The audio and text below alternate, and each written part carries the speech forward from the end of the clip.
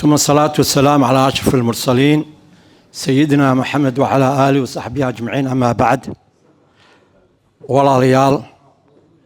markuu ugu horeysa mahadidilkeedu waxaa iskale allah subxaanahu wa tacaala alihii goobtatan isuka ay keenay. kadib waxaan mar koowaad mar labaad iyo 100 jeerba u mahad celinaynaa dadkii xafladatan isku soo dubay. xafladaasoo runtii ah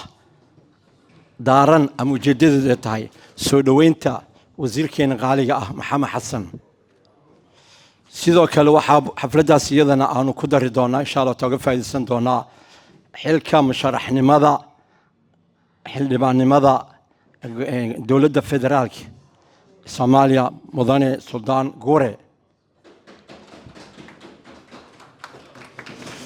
insha allahu tacaala barnaamijkeena guda gali doonaa aayadihii qur-aanka aanu ku furan doonaa insha allahu tacaala.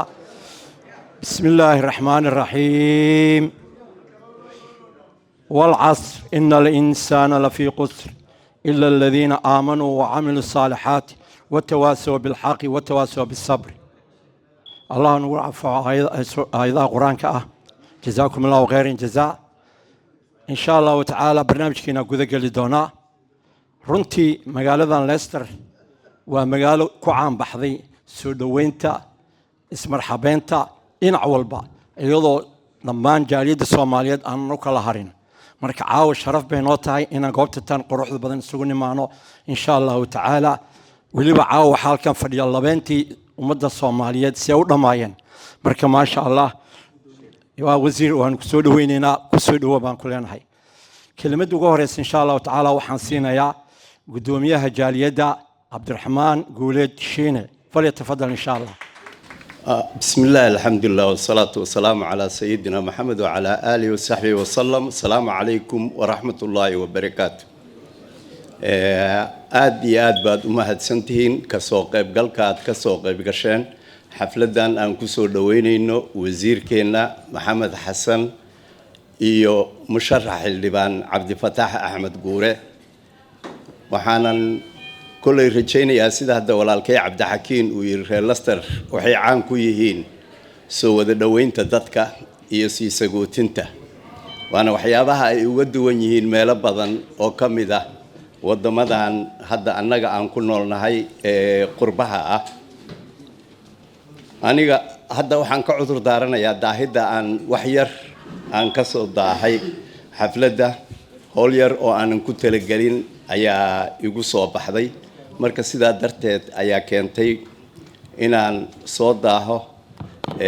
haddana haddii ilaahay yiraahdo inta aan kulli hadii idin la joogi doono waa wax yar bay noqonaysaa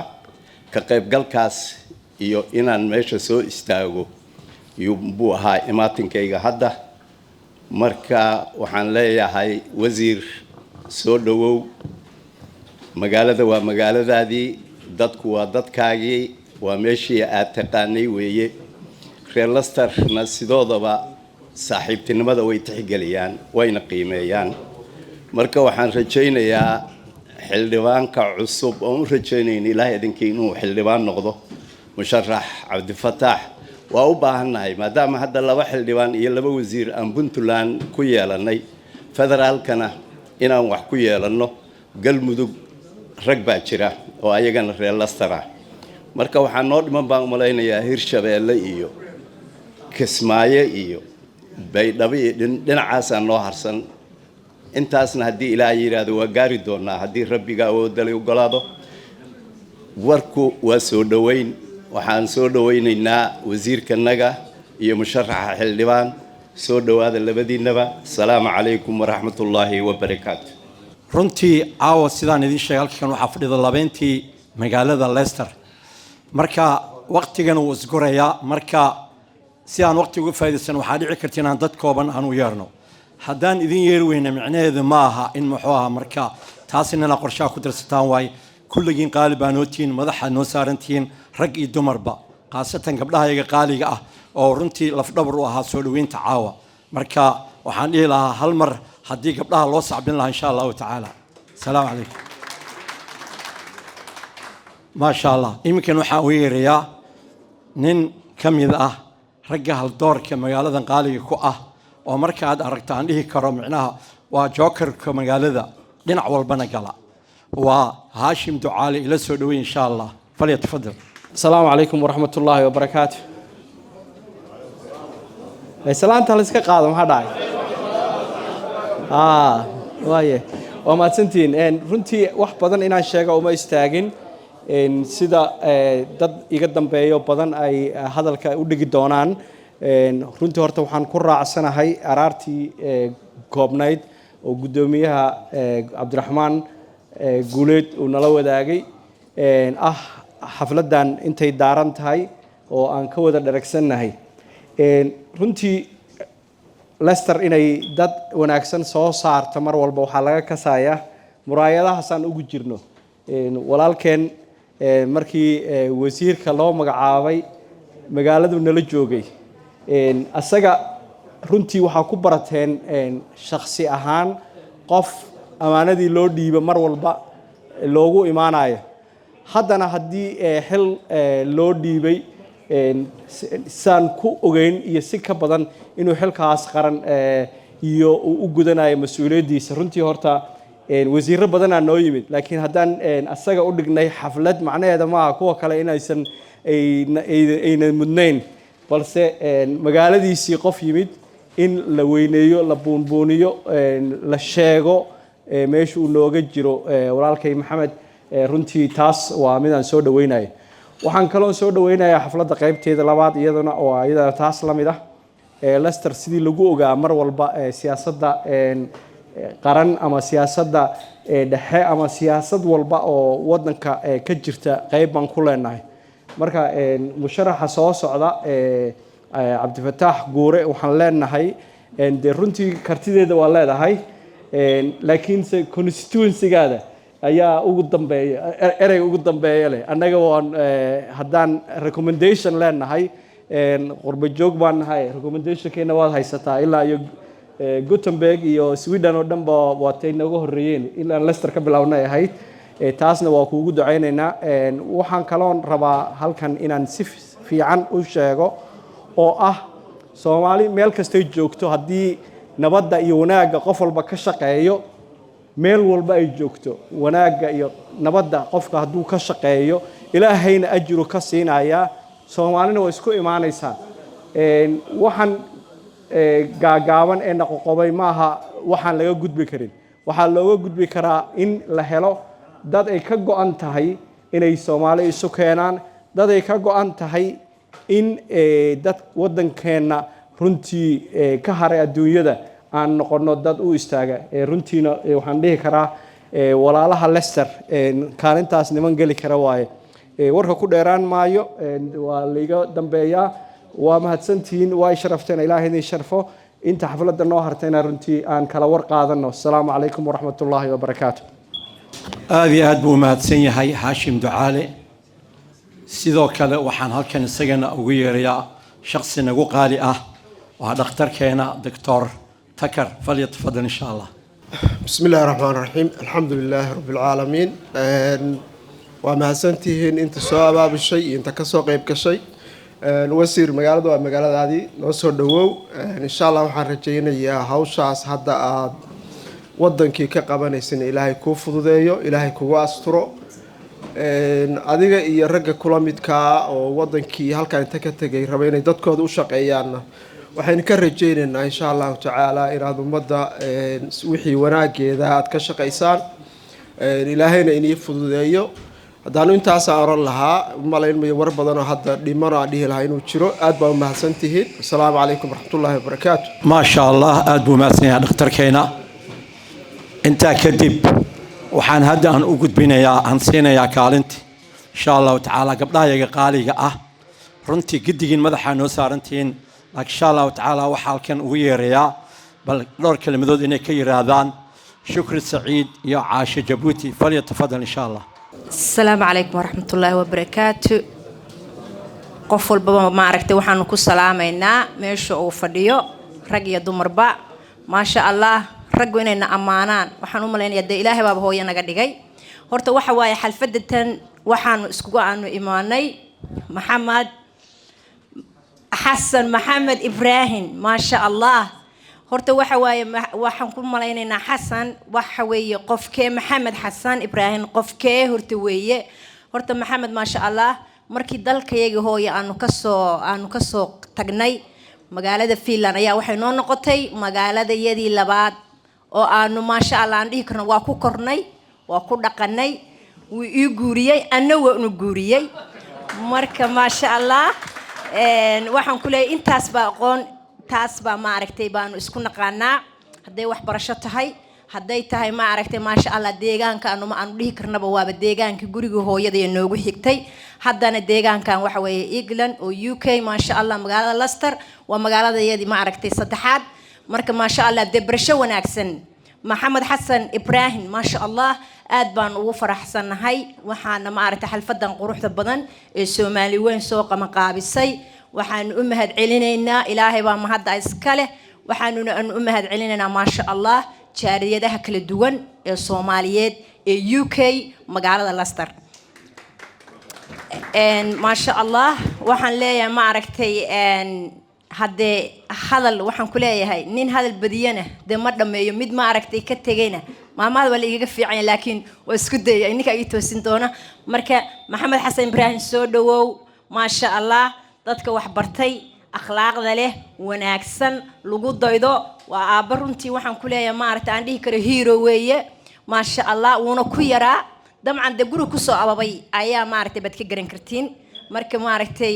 waalidkii dhalana waa u duceynaynaa iyo waalidiintayadoo dhan waxa aan leeyahay soo dhawow maxamed xasan ibraahim maasha allah wasiir ku-xigeenkayaga maasha allah ragga Soomaaliyeedna waxaanu ku leenahay wadankii markii wax la barto dib ha loogu noqdo waxa waaye ma aragtay waxa leeyahay nin aan ma aragtay nin aan dal marin dhaayo mala experience weeye micnaha waxa waaye qofku waxa waaye markaan dalkayga ka soo tagno dalkayga ma aragtay markaan ka soo tagno waxaan way dhaqan naga duwan hawo naga duwan waxaan ku leeyahay ma aragtay luqada naga duwan maasha allah qofku waxa waaye bal iska daaso wax barane wuxuu u yeelanayaa wuxuu yeelanayaa maasha allah waxaan ku leeyahay wax looga daydo oo ma aragtay dalkiisi iyo dadku la joogo ma aragtay wax laga baran karo marka insha allah waxaan rajaynayaa haddana waxaan ku leeyahay maasha allah walaalo badan baa fail ku soo jiro waxaan rajaynaynaa inaanu ka qayb qaadano ma aragtay sida ma aragtay dalkooda ay wax ugu qabtaan iyo dalka ay joogaanba marka insha allah aad baa u mahadsantihiin idinkoo dhan waa salaamantihiin marka waxa weeye maasha allah kala soo warbixin noo sheeg doon anagu dalkayaga iyo dadkayaga maanta waxaan ugu talagalay khaas ahaan Soomaaliya Puntland inuu ma aragtay de waxa ka jira dibadahana uu soo maray Yurub oo dhan uu soo maray insha allah wafti ballaaran bay ahayn waftiga waxaan ku leeyahay ma aragtay si degdeg u bixeen inay maanta nala joogaan aan jeclaan lahayn marka maasha allah haddana walaashay waxaan ku soo dhaweynayaa shukri hal ila soo dhaweeyo maasha allah بسم الله الرحمن الرحيم قفت عاشا ويقا هذا البنت أنا كم في عنا غلاس يا هذا الكبدن مركا سبيتك ويقا في عنتها هاي هرت وسلامتين دمانتين نول بماش فريان مسب كيسو كسلامي هاي وحان ما هادو علنا يا نتشرفت أنا جلس وقفتي أو جالي ده هذا الصومالية runtii reer Leicester hadaan nahay waxaan jeclayn inuu madaxweyne ku-xigeenkii waftigu noo yimaado laakiin nasiib darro madaxweyne ku-xigeenku waa naga noqday laakiin waxaan ka qayb galnay inaan walaalkeen aan soo dhaweyno gabdhiyo wiilalba halkan waxaan uga mahad celinayaa maxamed oo sharafta noogu timaaday iyo wanaaga laakiin hal baan kala dardaarmiyaa waxaan noo tahay iftiinkii maxaa la dhahaa reer Leicester waxaan rabnaa inaan war fiican naga geysid reer Leicester dad aad u firfircoon baan nahay fahmaysa nooga wargee waxaan kaloo ku sheegayaa walaalow dhalinyarada ku dhashay wadanka ku dhalatay wuxuu qabtaa hadaad reer Puntland tihiin iyo meel kasta oo Soomaaliya iyo ilmaha loo qabto oo ilmihii la wacyigeliyo la geeyo wadankii oo wuxuu qabataan waxaan kaloo halkan ka salaamayaa musharaxeena cusub ilaahay waxaan ka rajeynayaa ku guuleystan oo ka dhigo Mr. Guure federaalka waxaan ku rajeynayaa insha Allah inaad noqotid hawar maxaa ku dhacay oo ay ugu xumay markaan guuro sheegay saaxu jiraan ma jirto waa salaamantiin inta kadib insha Allah ta'ala rag badan oo qaali ana la fadhiya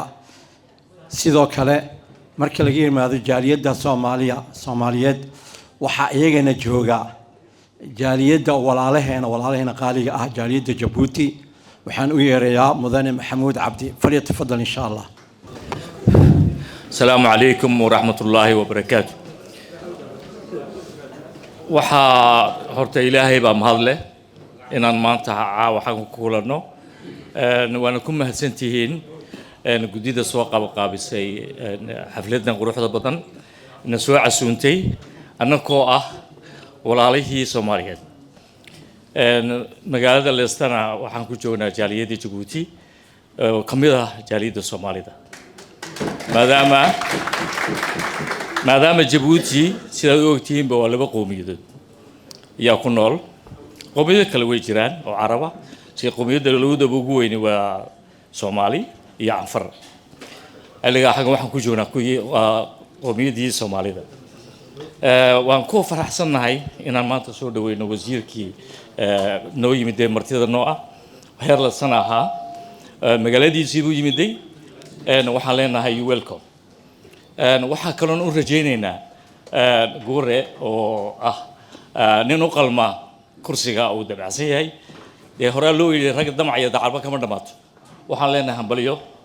dadaal baa lagaaga baahan yahay anaguna ku garab joogsanayna ducadan kugu darayna anagu kala shinif koof masjidan ducaan kugu darayna ta kale waxa weeye anagu heer Djibouti hadaan nahay warun waxa la yiri nimcada xilliga haysid lama garto xilliga ka baxdo yaa la kartaa مثلا adigo oo caafimaad qaba ma garanaysa caafimaadku wuxuu ka dhigan yahay raarta xanuunsatid yaad garanay caafimaadku wuxuu ka dhigan yahay xilliga Soomaaliya annaka dawladnimada aan haysano sidee doonta ha u socoto waxa muruq iyo maalba noo geliyay dawladda Soomaaliya la'aanteed waxaan aaminsanahay inaan gaarneen xagga aan joogno maanta xilliga waxaan ku dadaalaynaa oo jecel lahay inaan aragno Soomaaliya oo maanta sare joogta oo gacan midaate ah magaalada aan joogno waxaan ka qayb galnay dhowr meelood oo gobolada Soomaaliya ay gaalku sameeyeen si runtahay ma jeclin sidaa waxaan filaynaa Soomaaliya inaan arki doono inaan shir Soomaaliyeed ka qayb galno imanka shirarkan ka qayb galayno waa shirar goboleedo ah goboleedada iyo qabiila xilliga waxaan leeyahay anigu shakhsi ahaantii anigu Maxamuuda maanta nooma harin 34 sano ilaa 40 sano 34 sano waxay dhibaatadani socoto xilliga waxaan nigula talin lahaa oo annagana noo ah maadaama Soomaaliya annaka naga maqan tahay waa gacanteedii midig xilligay burburtay kolba baa noo soo joogsada Turka oo la yiraahdo aniga qaadan waa la isku kay haystaa Soomaaliya hadii joogi lahayd dawladii ay jiri lahayd cabsida ma qabneen xilliga walaalahayo rag iyo dumarba heer Soomaaliya waxaan oran lahayn inta dib u fariisatiin dib iskugu noqdo ar Soomaali weyn doona arkeli dawlad Puntland baan xaqanahay maxay shabeellaanahay may libaax baanahay war meel ma gaarin meel nima gaarsiinayso magac ma leeyahaynaysan annakiina waan meesha ku goonay walaalahayo tashada ciyaalkiina u taliya inninkii xagga fadhiyo waad weynaateen maanta ciyaalka xaggan aan ku dhasheen iyo kuwa aan ku dhalay xageen u wadnaa magaalan u deynayna waa maya meeshiina meel lagu noqon karay maahina waraaba galay waraabihiina waa innika waa Soomaaliya isku noqda ilaahayna hana garab galo waxaan ilaahay war dawladii Soomaaliya rabnaa inoo soo celiyo wixii itaalka iyaga anagu waan ila garab joognaa wasiirkana waxaan leenahay welcome ilaahay shaqada ku fududeeyo saaxiibkay gurana waxaan leenahay insha Allah ducadii waxaan kugu dareynaa odagii weynaa yaa kugu dareynaa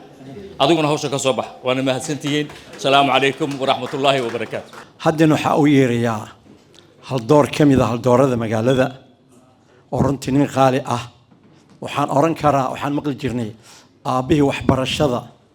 muxuu ahaa Soomaaliya marka aabihii waxbarashada Leicester aan ilaha ma garatay runtii waa nin qaali ah ilaa ay Puntland meel walba Somaliland koonfur meel u san wareegaynina malaha marka maasha allah nin wanaag micnaha soo booqanayaan ka wadaa cafwan haddaan af soomaaliga khaldaraale ahaada yaa garatay yaa waxaan wadaa two round yaa maasha allah si kale yaan loo qaadanin marka waxaan leeyahay falyatafadal professore doctor takar tarax cafwan raala cabdishakuur tarax. Assalaamu calaykum akhaartooda salaam marka hore waxaad ka garanaysaa markaad hadallada sheegaysa iyo introductionka dad badan oo aan u maleynayo Suldaan Goore ma aqaan listiga inuu isaga sameeyay dadkan la marti qaada ama ma taqaana shiina ka dambeeyay dad xoogaa aan aad isugu fiicneen baa meesha la keenay marka inay qoslaan ku baashaaraan waxa laga sheegay ma arag waxa ka mid tahay xoogaa yara bal horta aad baad mahadsantihiin akhaartooda salaamaya gabdhahana runtii aad baan ugu faraxsanahay in ma aragtay xafladna ka soo qayb galaan anu laba shay baan rabaa runtii inaan ka hadla halkan horta sharaf weyn bay ii tahay inaan ka soo qayb galo xafladan ma aragtay loo sameeyay laba nin oo runtii aad iyo aad ugu culus jaaliyadda Soomaaliyeed ee magaalada Leicester waxaan waliba gaar ahaan aan aad iyo aad ugu faraxsanahay ninkan saaxiibkay Maxamed Xasan oo runtii idinku wax laga yaabaa inaad si guud u taqaanaan laakiin runtii ka mid ah nin shakhsiya wax badan ka bedelay dhinaca waxbarashada runtii qayb weyn ka qaatay qaybaha kala duwan waxbarashada dalka gaar ahaan tacliinta sare waxaan kaloo isagana si gaar ah runtii aan aad iyo aad ugu faraxsanahay inaan xafladiisan ka soo qayb galo Suldaan Goore oo runtii dhowr habeen ka hor markuu soo wacay igu yiri niyahow waxaan ka qayb galayaa doorashada soo socota federaalka Soomaaliya runtii horta Soomaaliya way soo hagaagaysaa runtii waxyaabo badan oo isbedelayna way jiraan anigu waa sidoo idin sheegay Cabdixakiin Puntland waan tagay waliba runtii soo dhaweyn fiican waan kala kulmay waliba waxaan xasuustaa maalmaha ka mid ah markaan joogay hotel aan deganaa la yiraahdo Crown Hotel baan u maleynayaa yaa waxaa jirtay subaxdii baan soo baxay oo qada ku lahaa meel ma aragtay banaankeeda ah markaan soo baxay marka sidan oo kale aan u labisnaa runtii jeans iyo waxaan iska wata shaati markaas khayr Allah si gabadhii meesha joogtay baa waxay ugu tiri baa waxaad wadato waa maxay kori hoos bay ii fiirisay waxay tiri ragna way igu soo socdaan Saciid Cali Shire iyo ma taqaanaaye rag culusna way igu soo socdeen oo waxa wadato waa maxay markaas aan ku yiri أنا بس لي يا بيبا موقت أنا وحنا سلانين حرقوني يا تاي مركزان كوير ولا محايق قلت مركزتي ورسوق بيتري وتقف أنا قانا ما إله بيقصري وقف أنا قانا ما مركزي وحي لها بس وحي وعضي خليها دوية لي رضوات قانا سما دوية وحدي كانت معويس عمامة يا ساندل يقول كان أنا مركز يابنا وحصلها إني مريونسا قبل قفهم كأقونن إني معوسي wax ku dalabto moqt markaan nimid nimankii markaan aan saaragnay markaas wuxuu yiri news hadda waxaad u agtahay ma aragtay dadkii reer Puntland marka aad baa looga xaragoodaa marka waliba macawistana waa ku daraya koodhe macawistana waxaan moodayaa xoogaa iska yara ma aragtay yara marka lacagtii bixiyay baan madaxa yara xoqday because macawis $100 waad garan kartaan moqt baashi aan ku gadan jirnay $5 marka nimankii baan u faanay oo gaariga la saaraa Saciid iyo alaabtan waa alaab ma aragtay qaaliya $100 waaye nin markii ag fadhiya markuu wuxuu yiri intuu igu soo dhawaday inuu iska aamusiyo afka qabso marka macnaha waxaan ka wada walaal Puntland runtii markaan tagay waxyaabo badan baan kala kulmay ragga halkan joogana way yaqaan qaarkood runtii aan aad ugu doodi jirnay nidaamkan federalismka oo aniga aad uga soo horjeedi jiray markaan laakiin Soomaaliya koonfur iyo Puntland iyo waqooyi baan tagay runtii waxa ii soo baxday fikrad ka duwan taas waana mar kale idin la wadaagi doonaa laakiin ujeedada aan ogolahay hadalladaas oo dhan waxa weeye deegaanka aan degannahay qofka ummadda wax u tara qofkaasa ku haboon inuu ummadda kale Soomaaliya joogtan wax u qaban karo ya haddaan ku bilaabo maxamed xasan dhinaca waxbarashada dhowr jeer baan ka wada hadalay gaar ahaan tacliinta sare igamana aha nin hadda bacdama dee wasiir ku-xigeen uu yahay anigana aan rajeynay inaan puntland ku laabto bal xoogaa wax inuu ii sii raadiyo kama wado laakiin si genuine iyo daacadnimaan uga hadlayaa ma fahanta marka qof intaa dalka waxa u taray maanta haddii xukun uu qabto waad garan kartaan contribution ama maaragtay dadaal intee la gelin karaa wadanka marka maxamed xasan aad baan kuu soo dhaweynaya walaal waa soo dhawow magaaladaada ku soo dhawow sidii raggii iga horreeyayba ay kuu sheegeen waxaan kaloon rabaa inaan ku daro suldaan guure oo la socotaan idin xaqiijiyey inuu doonayo inuu ka qayb galo doorashada federaalka sanadka soo socda ama sanad ku soo xigaba waana waxaan idiin sheegay Soomaaliya rajada aan ka qabo waxa way aad bay runtii u fiican tahay sababtoo tahay dadka hadda inta badan xildhibaanada noqda ama wasiirada noqda waxay u badan yihiin dad runtii waxa ay maaragtay ku jiraan fahansan ama aqoonteeda leh guura inkastoo siyaasad ahaan maaragtay aad isleedihiin siyaasadda markii ugu horreysay waaye runtii lama oran karo markii ugu horreysay waaye siyaasadda qof walba meel buu ka soo galaa ana Labourka yaan xubin ka ahaa isagana Labour Party-gu ku jiray ninka marka nin la oran karo siyaasaddu ku cusub yahay maaha xisbiga Labour-kan ku wada jirnay kulamo badan oo xisbigana waa ka wada qayb galnay runtiina waa nin aan aaminsanahay inuu dhisan yahay inuu siyaasadda Soomaaliya galo aanan aaminsanahay in qofka markuu yahay politically knowledgeable markuu yahay waxaad moodaa inay mar walba hagayso waxa aqoonta uu leeyahay inuu maaragtay waxa uu doonayo inuu bedelo uu maaragtay bedeli karo marka suldaan iyo asxaabta kale iyo wasiirkaba waan ku yara dheeraaday laakiin waxaan doonayaa walaalkeen in aad loo taageero qof walba oo Soomaaliya maanta halkan jooga markuu xagga tago xukun ka qabta ama wax noqdana annaga faa'iido noogu jirta not only kaliya in lagu qaaday casho lagu geenay qado qofkii rabanayo inta badan free we always like free things ma fahant marka laakiin waxay ka mid tahay runtii waxyaabaha annaga sharaf noo ah reer Puntland reer haddaan nahay reer Leicester isla mar ahaantaana hadday dadna matalay inay ma aragtay maanta xukunka qabtaan marka aad baan idin salaamayaa wabillahi tawfiiq wassalaamu calaykum waraxmatullaahi wabarakaatuh iminkana kaalintii dhaqanka waxaan u yeerayaa ugaas cabdiweli falyatafadal insha allah bismillaahi raxmaani raxiim assalaamu calaykum waraxmatullaahi wabarakaatuh ilaahay baa mahad iska leh isugu kaa keenay munaasabadan quruxda badan waxaa mahad middaa la mid ah leh intii soo agaasintay munaasabadan quruxda badan oo ka soo shaqaysay inaan kulankan quruxda badan isugu nimaadno waxaan mahadtaa la mid u celinayaa walaalaha ajiibay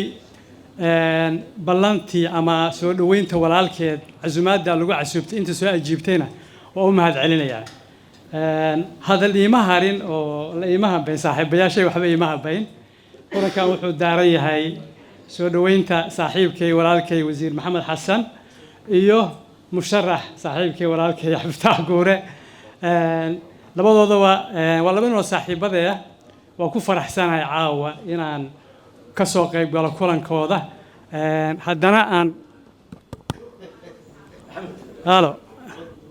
haddana aan stage-ka soo istaago oo la igu maamuusay inaan kelmadeyda ka iraahdo aad baan ugu faraxsanahay waxaan leeyahay walaalayaal soo dhawaada Leicester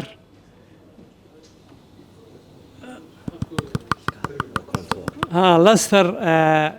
waa magaalo sunnooyin fiican leh runtii sunnooyinka fiican oo ay leedahay waxaa ka mid ah madashaan aan isugu nimid oo kale oo aan loo kala harin markii qof bulshada ka mid ah la soo dhaweynayo waa sunno wanaagsan arooskaa ka mid ah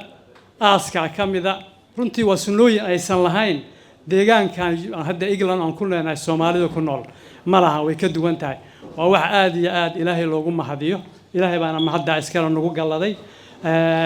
waa ku faraxsanahay walaalkay maxamed xasan markaan u soo noqdo waana inaan ku wada faraxnaa qof kasta oo Leicester ka mid ah oo mas'uuliyad qabta waxay farxadaasi noqonaysaa maanta haddaan garowe tago marti kuma ihi waxaan ku soo dhaweynayaa maxamed xasan guure insha Allah hadduu federaalka tago waa matalaad oo wada matalaya Leicester oo dhan marka cid kasta oo Leicester ah oo macnaha han leh ama mas'uuliyad haysa ومواجبنا وذا سارن إن كل جيم بريتارو هذا سود سي دوين تهاي يا هذا سود دوين تهاي وحن لها مركب ولا ليال مرة بعد مرصد حاد بقى سود وهذا هاد بقى نقول فرح سنة إن مناسبة دينا كقيب قالوا مشترحنا ما يسود دوين بقى مرة بعد مسجد أحمد سهين والسلامة الله سر السلام عليكم ورحمة الله وبركاته. ما شاء الله aad buu mahadsan yahay ogaask in inta kadib waqtigii oo isgoreeya intaanan u gudbin musharaxa ay wasiirka laba qofood baan rabaa inaan ku soo galo waqtigeenu aad buu noogu yaryahay insha Allah taala marka waxaan u yeerayaa in Abdullahi Banto falyatafadal insha Allah اوكي عفوا ان شاء الله waxaan kaloo haddaan u yeerayaa insha Allah taala injineerkeena qaaliga ah injineer Maxamed Diiriye Laalac oo runtii wax badan oo xagga horumarka waxbarashada waddanka ka qabtay kaalin la milawaana ahaa waadna ogtiin kaalintuu ku leeyahay magaaladeena marka injineer falyatafadal insha Allah dhammaan salaamu calaykum xafladan dadka ka soo qayb galay oo dhan waa idin salaamayaa wasiirka aad iyo aad baan u soo dhaweynayaa horta guura waa inay ku soo kadiyey ma aan ogeynba arrintiisa marka aad baa gabdhaha yaan ugu mahadinayaa runtii xafladan sharafkaasay iskugu xilqaameen iyo quruxda ay ku muujiyaan aad bay u mahadsan yihiin wasiir maxamed xasan anigu dhowaan baan Puntland ka imid waxaad ogtihiin Soomaalida boqolkiiba 75 waa dhalinyaro yaa la yiraahdaa dhalinyaradii waa jahwareersaneed runtii way yaabanayd way shaqo la'ayd waxa kaliya oo ku fakarayaan marka wareysatid inaan tahriibaan rabaa war xagee u tahriibaysa adduunkii waa xirmay meel oo tahriiba male maya shaqo ma haysto halkan waxa soo dhaweynaya male marka waa tahriibaya محمد حسن يرجع لمده أو كم يدهي إنجنير كي سجنا قالجا عبد الله إسماعيل أو سجنا وشيركة مالية كحجين كا رجع دليرا أو بدن بعد وساردي سوق البنتلاند أو لجرد شيء يو سوماليا إني وحوين وقفتان سوماليا وحرجادية قبيل يكرفش runtii dawladdii Soomaaliya oo aan iska burburinay wax la mid ah ma jirin waad ogtihiin meesha ay gaadhay ciidamaha ahaato oo Afrika ugu cimado xoog badnayd ha ahaato nin kasta oo jaamacad ka soo baxay inuu shaqo helayay jaamacaddii lacag la'aan ahayd iskoolkii lacag la'aan ahaa isbitaalkii lacag la'aan ahaa waxaa la qoray oo adduunka inaad aragteen baan u malaynayaa laga qoray محمد سياد برا إلهي هون حريستو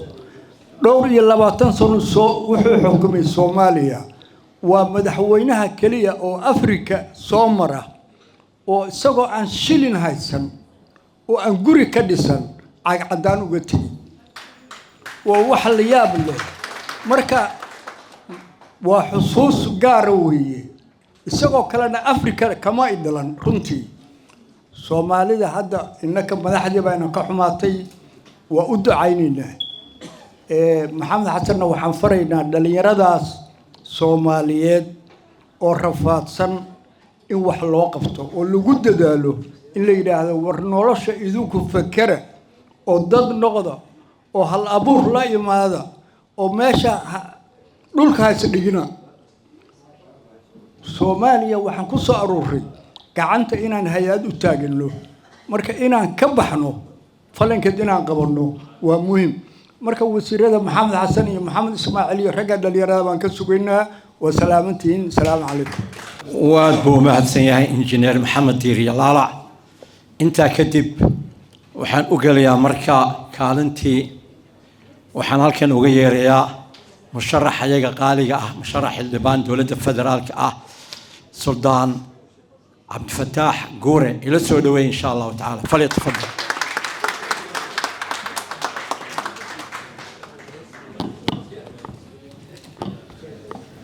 بسم الله الرحمن الرحيم dhammaantiin horta waa mahadsantihiin dadkii soo abaabulay iyo siday isugu soo duburideen iyo hawshooda dhammaantiin aad iyo aad baan idinku hambalyeenayaa meeshaan quruxda badan aadka ay usoo qurxiyeen gabdhaha iyo dadka taas waa mahadnaq aan u jeedinayay dadka ka soo qayb galay oo dhan tan labaad inaan halkaan ka cilaamiyo musharaxnimadayda waa meeshii labaad ee runtii aan ka cilaamiyo tii ugu horreysay waxaan ka dhigay waddanka Sweden Gothenburg oo ahayd ubucudii aan islahaa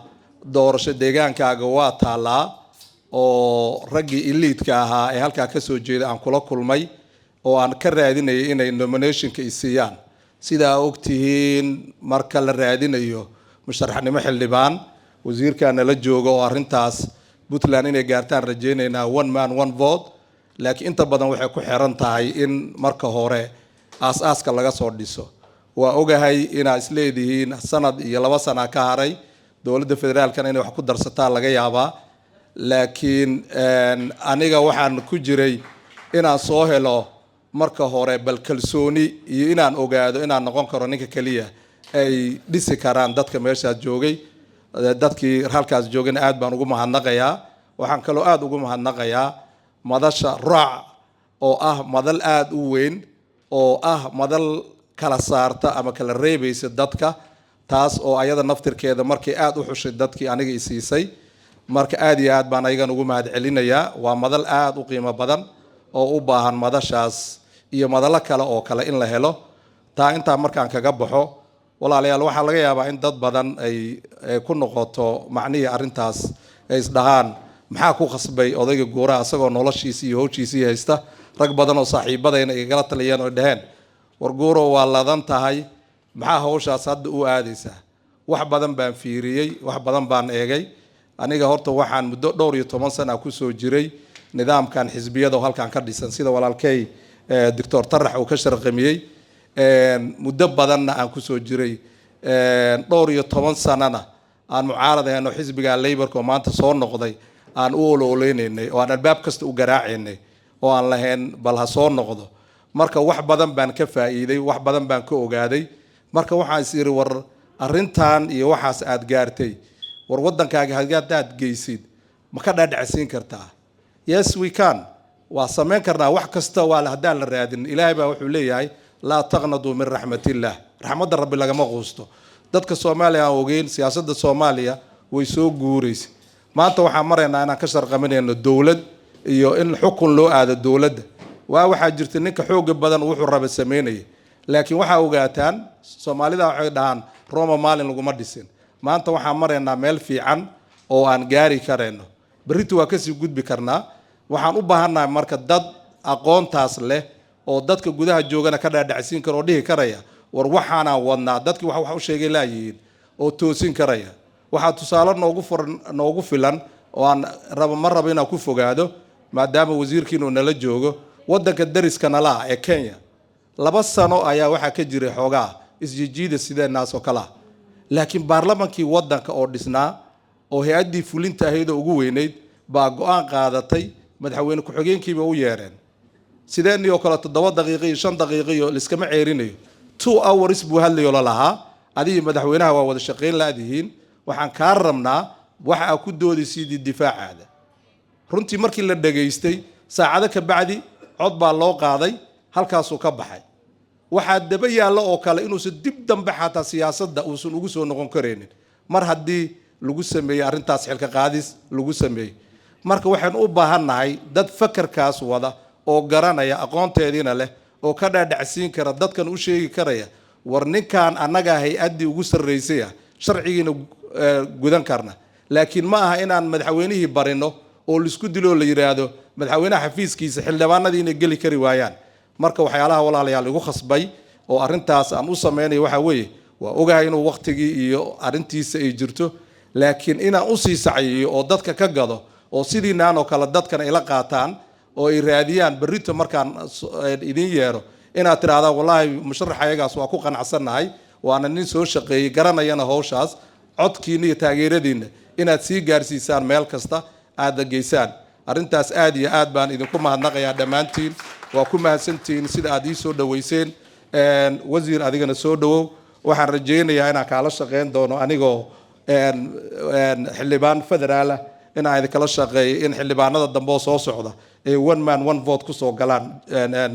puntland insha allah aad iyo aad baa u salaamantihiin dhammaantiin waa idin wasalaamaya sidaa uga soo qayb gasheen wasalaamu calaykum waraxmat ullaahi wabarakaatu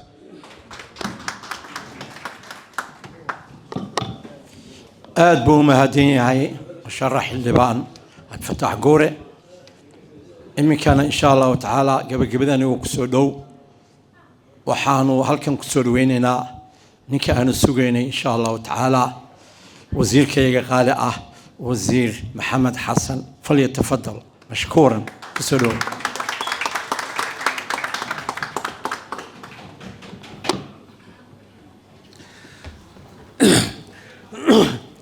بسم الله الحمد لله وصلى الله على سيدنا محمد وعلى آله وصحبه وسلم دمان أخيارت شرفت له عاو هل كان اسكوي يمد مركه روح عندكم سلام يا السلام عليكم ورحمة الله وبركاته سلام كدب runtii aad baan ugu faraxsanahay jaaliyadaydi aan ka mid ahaa reer Leicester in caawa sidaan aadka u qiimaha badan sharafta leh maamuuska leh runtii inaad ii soo dhaweysaan waa wax maaragtay markii horeba dareen noocaas oo aan qabay oo aan runtii idinka filayay runtii aad iyo aad baan idinkaga mahadnaqayaa dhammaantiin waxaan si gaar ah u mahadnaqayaa walaalihii runtii aadka iskugu xilqaamay agaasinka hawshan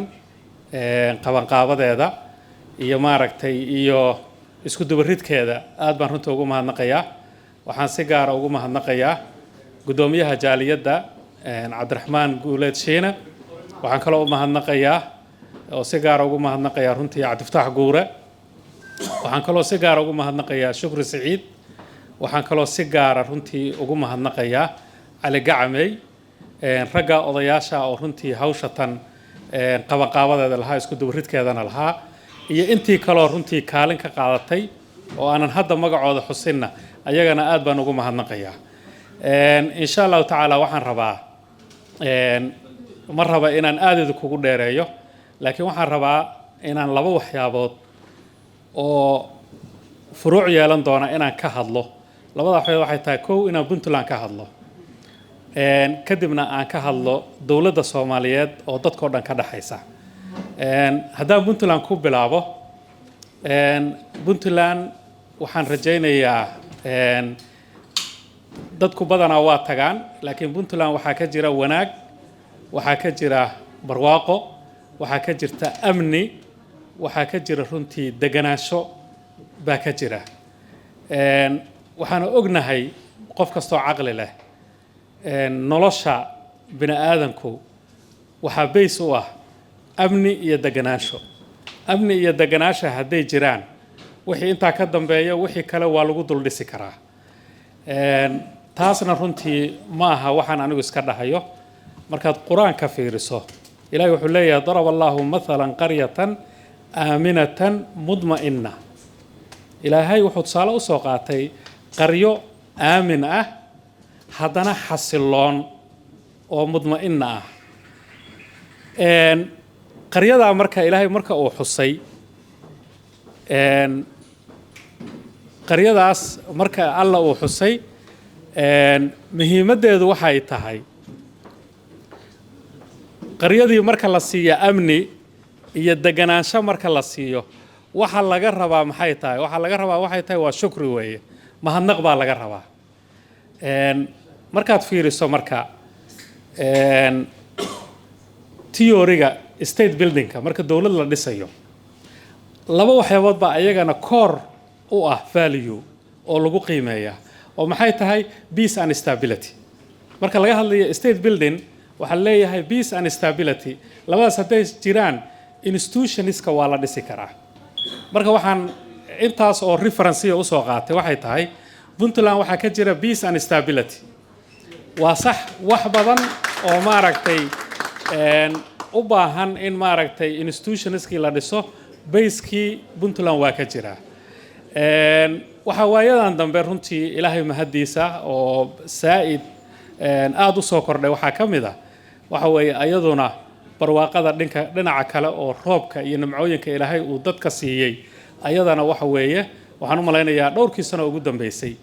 abaar adag oo maanta la arko waxaa ugu dambeysay tii 2017 dhinacaasna waxaa ka jira maaragtay runtii wanaag aad u tiro badan baa ka jira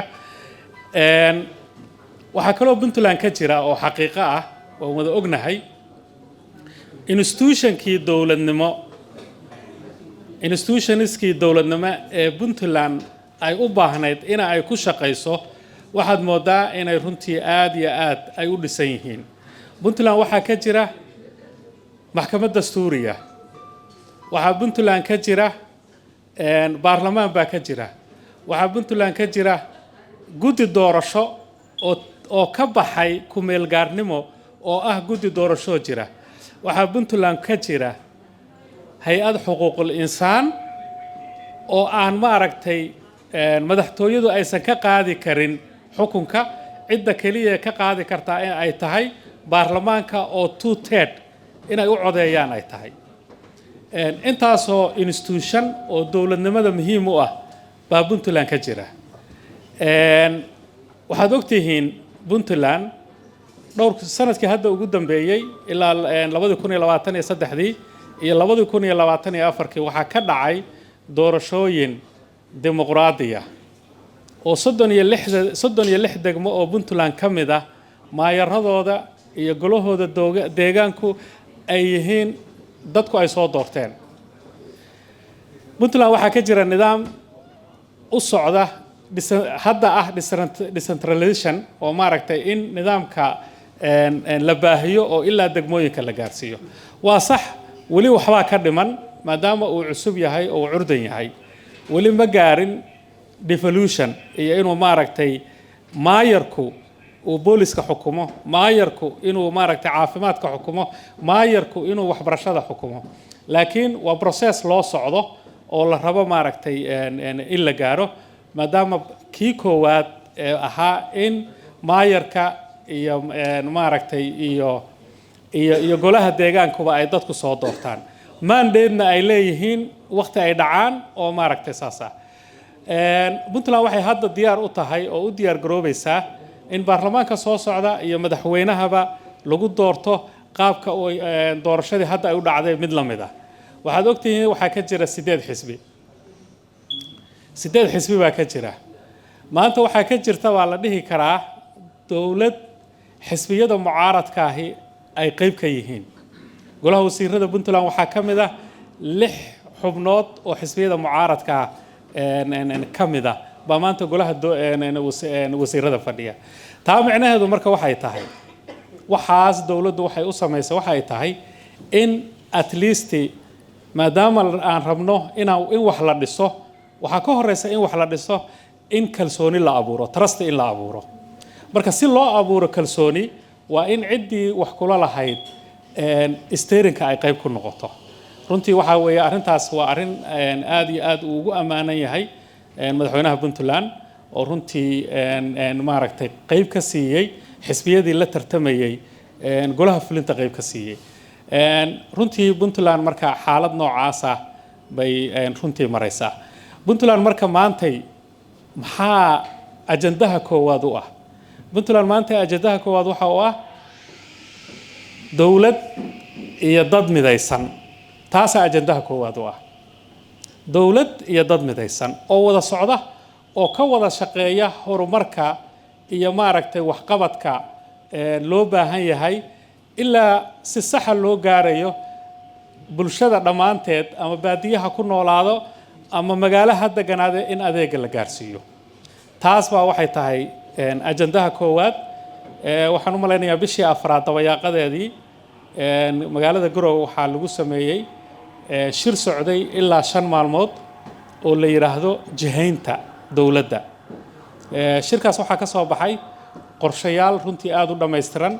oo loogu talagalay 5 sano soo socota in Puntland maaragtay lagu jiheeyo dawladdu waxay loo qaybiyay 4 sector sector dhaqaalaha ah sector socialka ah sector cadaaladda iyo dowladnimada ah afartaa sector oo kala duwan baa loo qaybiyey sector walbana waxaa assignment loo siiyey qaybtaas oo asagu qaabilsan yahay inuu ka shaqeeyo runtii arrintaasi waxa weeye waa arrin aad iyo aad maaragtay itijaaha cusub ee dowladda Puntland ee maaragtay mustaqbalka si marka dadka iyo dowladdu u wada socdaan waxaa la sameeyey madaxweynaha iyo dowladda iyo wasiirada waxaa go'aan lagu gaaray in dadka reer Puntland meel kasta ay joogaan in la gaaro waxaad ogtihiin madaxweynuhu gobolka Nugaal buu ka bilaabay Nugaal buu muddo joogay gaalkacyo haddana waxaan u malaynayaa 2 bilood iyo bar uu joogay maanta ay la hadlayo wasiirada Puntland badankood magaalada Boosaaso ay joogaan magaalada Boosaaso ayna sii joogi doonaan muddo ilaa mar dambe la yiraahdo maaragtay soo noqda ujeedadu waxay tahay ummadda meel kasta ay joogto in loogu tago waxaad ogtihiin dawladdu waxay go'aamisay wafdi in loo soo diro Yurub at the same time wafdi kalena loo diro Mareykanka waxaasoo dhan muhiimadeedu waxay tahay in la engage gareeyo dadka reer Puntland meel kasta ay joogaan in loogu tago ajandaha dawladda Puntland ee cusubna dad kale la wadaago oo la gaarsiiyo marka runtii markaad aad iyo aad u fiiriso arrimahaasi waxay tahay ajandayaasha cusub ee dawladda Puntland arrinta marka haddaan wax yar ka hadlo arrinta qurba joogto waxaan u malaynayaa 26 sano ay Puntland joogtay ay jirtay waa markii ugu horeysay ee ajandaha qurba joogta miiska la keeno dawladduna ay aad iyo aad uga hadasho sababta ay tahay waxa muuqata muhiimadda qurba joogto ay leedahay dalka u leedahay baa runtii aad iyo aad moodaa in dareen noocaasi u yimid waxaan ognahay qurba joogto marka qurba joogto dalal badan oo maanta caalamka ka jira qurba joogto waxay u tahay tiir aan laga gudbi karin waxaad ogtihiin waddanka maanta la yiraahdo Israa'iil meesha hadda uu jooga lagama dhisin laakiin waxaa laga dhisay qurba joogtii Yurub iyo North America ku noolayd baa keentay waxaan ognahay waddanka Hindiya la yiraahdo waxaan u malaynayaa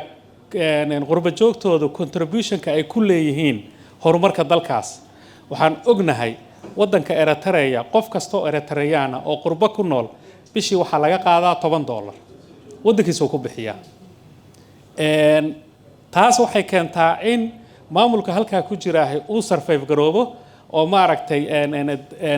dadkiisa isku xireen saal ajligeed marka waxa muuqata oo xaqiiqo ah qurba joogtu inay tahay kaalin aad u muhiim ah dalkana wax badan runtii ku soo kordhin karta aana laga maarmin annaga marka bishii afraad markii la gaaray bishii afraad markii ay ahayd madaxweyne ku-xigeenka Puntland wuxuu runtii u yeeray wasaaraddeena qorsheynta aniga iyo wasiir Faarax wuxuuna noo dhiibay faylka qurba joogta faylka qurba joogta ee annagana loo dhiibay waxay ahayd inaan qurba joogta iyo dawladda Puntland isku xirno runtii shaqo fiican baan ka qabanay waxaan isku daynay inaan si dadku u wada socdo dawladda iyo isku xirmaan inaan u kala qaybino sectors kala duwan almost 3 qaybood baan u kala qaybinay qaybta koowaad waxay tahay dadka reer Puntland ee la doortay elected-ka ah ay maaragtay ilhaan ugu weyn tahay iyo wixii xataa local councilska loo doortay dadkaas inaan ka dhigno chapter gooniya dadka community leaderska ah ee jaaliyadaha mas'uuliyiinta ka ahna iyo jaaliyadaha dadka ka shaqeeyana in ayagana chapter gaar ah ka dhigno dadka ganacsatada ah ee qurbaha ku nool ama ha noqoto Yurub iyo America iyo Afrika ku noolna ayagana chapter gaar ah ka dhigno talaabadii ugu horeysay waan sameynay waxaanu kulan fiican la yeelanay oo maaragtay Zoomka North America dadkooda jaaliyadaha mas'uulka ka ah kulankaas oo runtii saacado badan qaatay wax badan aan isla aragnay istiraatiijiyadda qurba joogta iyo dawladdu ku wada shaqeynaysa aan ka discuss garaynay muddo badan kulanka labaad ee noogu xigay wuxuu ahaa Yurub shaqadaas anagoo aan qaban baan safar soo galnay hadda markii aan noqonana insha Allah taala shaqadaas waa shaqana sugaysa oo aan wax ka qaban doono marka qurba joogtu dawladdu waxay u aragtaa muhiim qurba joogtu waxaan u aragnaa waxaan uga baahannahay taladooda waxaa loo baahan yahay aqoontooda waxaa loo baahan yahay dhaqaalahooda waxaa loo baahan yahay dalkoodii inay maal gashtaan waana arrinta aan maaragtay qurba joogta aan rabna inaan ka wada shaqayno waxaad kaloo ogtihiin dhowr isbuuc hadda marka laga soo tago shirka golaha wasiirada waxaa la geeyey sanduuqa horumarinta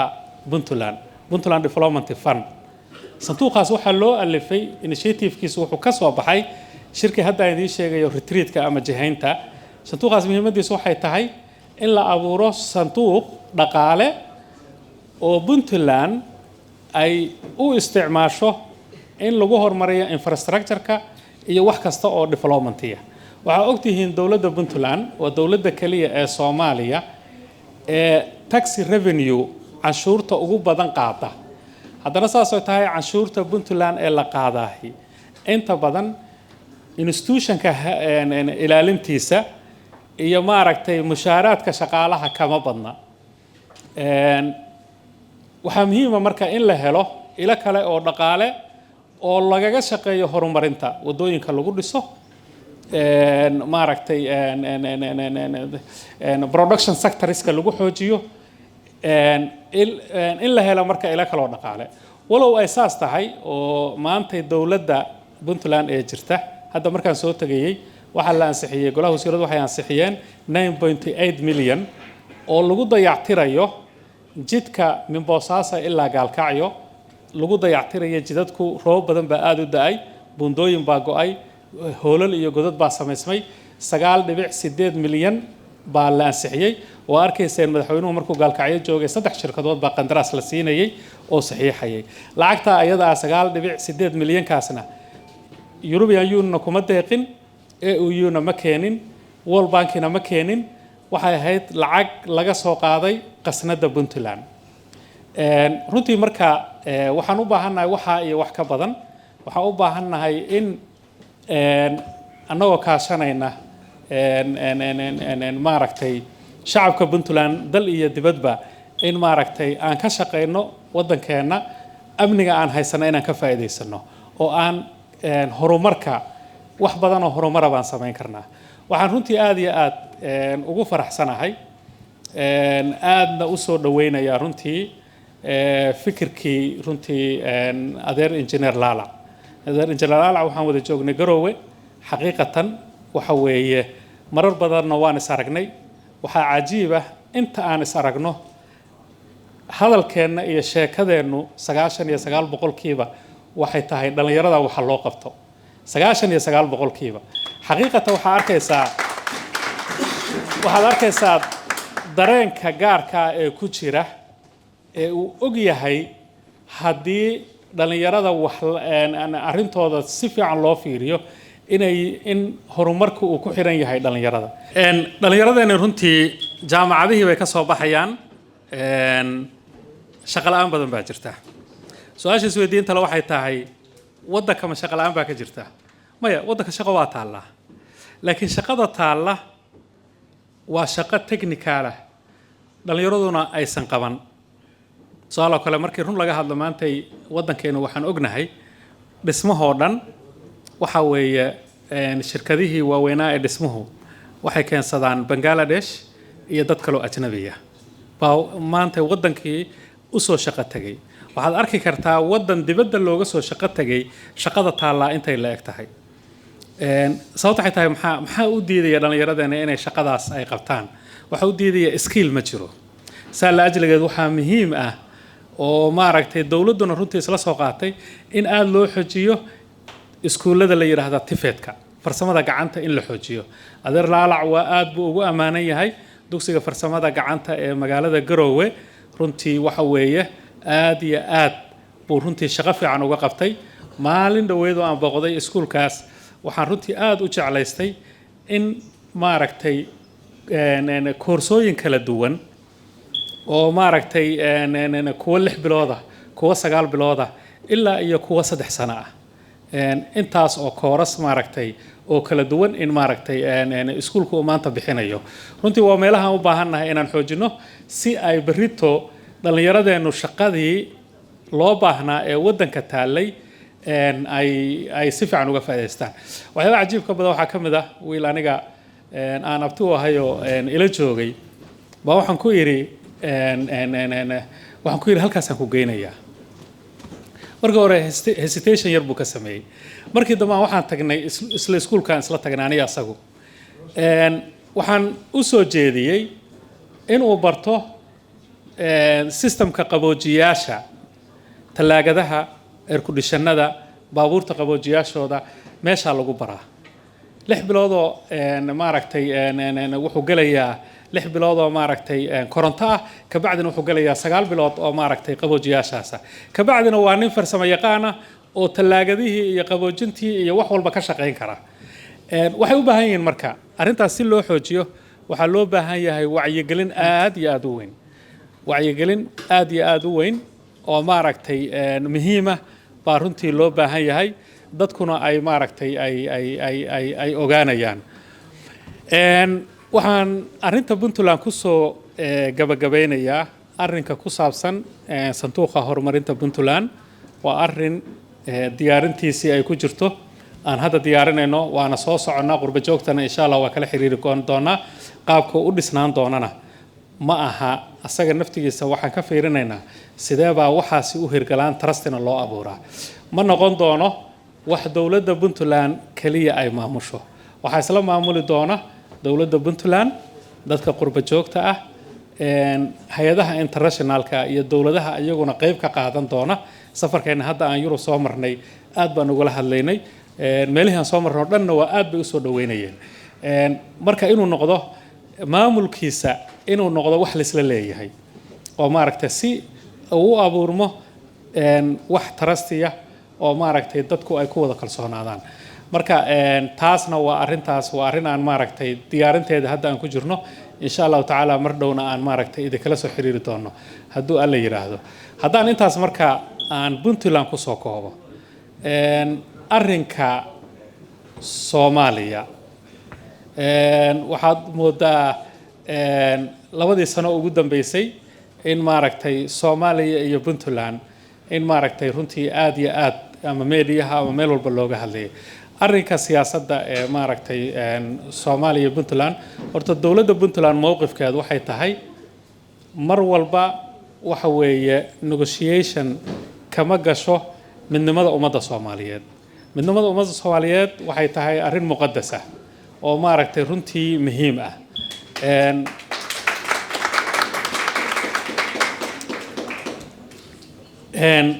laakiin arrinka farqiga u dhaxeeya waxay tahay Puntland Soomaaliya dawladda way naga burburtay dawlad unitary oo central aan lahayn dawladda way burburtay Soomaaliduna waa kala qaxday nin walbana deegaankiisii uu tagay waxay Soomaalidu marka diyaar u tahay in dawladnimadii aan dib u hanno laakiin waxa la isku mandhaafsan yahay waxay tahay dawladnimada aan rabnaa sidee bay u ekaanaysaa wali intay Soomaalidu isku tumi si sax ah iskuma weydiin waxaan ognahay 2004 dawladdii Nairobi lagu soo dhisay wixii ka dambeeyay waxa la sameeyay dastuurkaasna wuxuu si cad u qeexayaa Soomaaliya inay tahay dawlad federaal ah waxaase runtii markii xaqiiqo laga hadlo Puntland waxay rabtaa dawlad Soomaaliyeed oo federaal ah oo wax la kala leeyahay waxna la isla leeyahay hadalkaas kelmadaas markii ugu horeysay oo aan anigu maqlo waxaan ka maqlay madaxweyne Cabdiraxmaan Faroole 2011 London run markii laga hadlana federaalka lagu sheegayaa sidiisaba waxa uu yahay wax waa la isla leeyahay waxna waa la kala leeyahay macnaheedu waxa laga wadaa power sharing awoodda dawladnimo way qaybsan tahay dawladda federaalkaana awooday leedahay dawladaha member state-ka ahna ayaguna awood bay leeyihiin Puntland marka mar walba waxaa lagu eedeeyaa dawladda federaalka bay dowladdii dhalataba lid bay ku tahay laakiin dowladdii dhalataba puntland lid kuma ahe puntland waxay waardiye ka tahay nidaamka federaalka inaan cidina dhinac u dhaafin inaan cidina ku xadgudbin taas bay puntland maaragtay mowqifkeedu u yahay wayna u caddahay puntland nidaamka federaalka ay rabto dowladda puntland way u caddahay safarkeena hadda aan yurub soo marnay jarmalka baan soo marnay magaalada la yiraahdo Düsseldorf ee jarmalka waa maamul goboleed noorad wax saasaa la dhahaa magaalada waxaa nagu qaabilay madaxweynaha maamul goboleedka waana maamul goboleedka ugu weyn 18 milyan buu maaragtay ninka madaxweynaha uu xukumaa kow madaxweyney leeyihiin labo baarlamaan bay leeyihiin baarlamaankooda naftigiisu waxa uu leeyahay arrimo dibadeed madaxweynihii markaan la kulannay oo aan maaragtay wada hadalnay kadib 8 xildhibaan baan la kulannay oo ay hogaaminayso gabar u qaabilsan internationalka waxay noo sheegeen inay maamul goboleedkan iyo Ghana ay xiriir leeyihiin waxay noo sheegeen in ay leeyihiin awood xadidan oo ay internationalka xiriir ula samaysan karaan runtii markaad aad u fiiriso waxaa moodaa Soomaaliya federaalka ka jira inuu shabihi karo ka jarmalka madaxweyne leeyihiin baarlamaan bay leeyihiin waxay leeyihiin international marka runtii Soomaalidu wax badan baa maaragtay waxaan u maleynayaa waddanka jarmalka la yiraahdo waddan maanta caalamka ka horumarsan ma jiro waddan awoodiisu ay ilaashan tahay weeye waddan dadkiisu iyo maamuladiisu ay kala qaybsaneen weeye Soomaalida markiiba federaal marka la maqlo maskaxda waxa ku soo degaysa degmooyin meelo gaar ah kala degan oo ayagu cadow isku ah laakiin sax maaha waxa weeye nidaamka federaalka ah waxa weeye haddii si sax ah looga shaqeeyo si sax ah maaragtay looga fariisto waxa ku jirta prosperity aad u tiro badan horumar badan iyo barwaaqo badan baa ku jiri karta laakiin haddii marka horeba la yiraahdo maaragtay waa kala qaybsanaanaynaa sax maaha waxa waxyaabo badan baa waxa la iska weydiiyaa puntland kama qayb gasho shirarka maamul goboleedyada horta puntland shirarka maamul goboleedyada ayadu kama bixin laakiin xaqiiqatan waa laga saaray moogtahay markii adigu aad waxa meesha markaad adigu tiraahdo waan ka baxay qof waxa tahay Soomaalida dhinac ka tagay laakiin marka laga saaro oo laga tuuro oo loo arko in ay sax tahay in laga tuuro waa arrin kala weyn puntland waa laga saaray sidee looga saaray 2022 bishii tobnaad shirkii ugu horeeyay ee NCC-da ee la sameeyay go'aamadii ka soo baxay internetka ku jiraan qof walba uu fiirin karaa go'aamada maxaa ku qornaa go'aamadaas waxa ku qornaa shirarka NCC-ga habka go'aan qaadashadu wuxuu noqonayaa wada ogol consensus wax la isku waafaqsan yahay wada ogol qofka waxa laga yaabaa inuu yiraahdo hadii marka maadaama heshiisku uu sida ahaa wada ogol macnaheedu waxay tahay wax inta meesha fadhida ay ogoshahay kaliya baa la dhaqan gelin karaa arrintaas arrin hadda bilaabatay ma haddaad ogtiin waagii maamul goboleedu yaraayeen oo galmudug iyo puntland iyo kala jiray baajiray waan u maleynayaa waagii ay yaraayeen puntland waxay ahayd dawlad weyn oo maaragtay muddo soo jirtay galmudugna waa cusbayd waqtiga asaga ah arrintan ah wada ogol waa lagu dhaqmay because waxa la rabay in la wada socdo oo maaragtay meel loo wada dhaqaaqo hal arrin baa su'aasha kale isweydiinta waxay tahay annaga Soomaali haddaan nahay ma waxaan nahay dawlad ayadoo isku filan oo meel taagan mise waxaan nahay dad hadda dawladnimadii dhisanaya haddii aan nahay dawlad ayadoo iskeed u taagan inaan ahayna waa ognahay oo sababta ay tahay inta badan waxa wax ku socdaan waa deeqda caalamka uu na siiyo maanta haddii deeqda caalamku naga goosto waxa meel cidlaaba soo istaagayna marka maadaama aan nahay hadeertaan aan ku jirno state building dowlad la dhisayo oo aan dowlad dhisanayno waxaa muhiim ah in la isqanciyo waxaa muhiim ah in maaragtay waxyaabaha masiiriga ah ee dowladnimada quseynaya in si degan looga wada hadlo in awoodaha dowladnimo si sax ah looga wada hadlo in qaybsiga resourciga in asagana si sax ah looga wada hadlo in markaasi la helo dowlad wada socota aanan ku fikirin inaan dowlad nahaye aan ku fikirno inaan dowlad hadda dhisayno sababtoo ah markaad hadda wax dhisaysid cidda talada kaala dhaxayso mar walba rool baa siinaysaa laakiin haddaad dowlad tahay oo mar hore constitution iyo shuruuc la isku waafaqay wax walba ay maaragtay settle yihiin dee markaas waxa weeye si kalaad u dhaqmaysaa maanta marka waxaan ku jirnaa waqtigii dowlad dhisidda maadaama aan dowlad dhisanayno waxaa muhiima in la wada socdo waxaa kaloo muhiima waddanku shuruuc buu leeyahay shuruucda waddanku leeyahayna in la tixgeliyo oo tixgelin la siiyo sababtu waxay tahay markii aniga adigu aan isku waafaqno annagoo laba mas-uula in waxa meesha ka soo baxaya uu noqdo wax la isku waafaqsan yahay bari adigu haddaad tiraahdo maya ma ahee shirkii December 2022 waxaa yimid maaragtay cod dheeri ma garatay 2022 Octoberna waxay ahayd waxa weeye wax walba markii la saxiixayay madaxweyne maamul goboleed iyo madaxweynaha federaalka cid aan saxiixin ma jirto marka waxaan ka wadaa waxay tahay waxaan ku soo koobayaa Puntland arrimaha Soomaaliya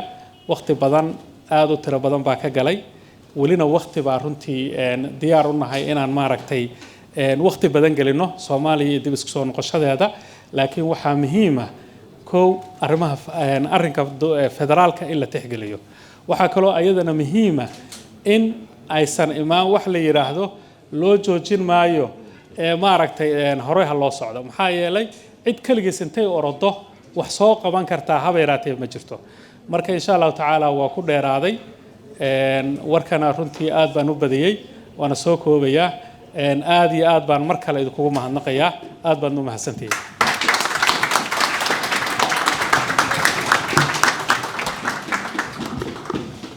ما شاء الله آدي بومهدسن ياهي وزيركينا قاليقا marka intaasaan insha Allah taala barnaamijkeena caawa ku soo gabagabeynayna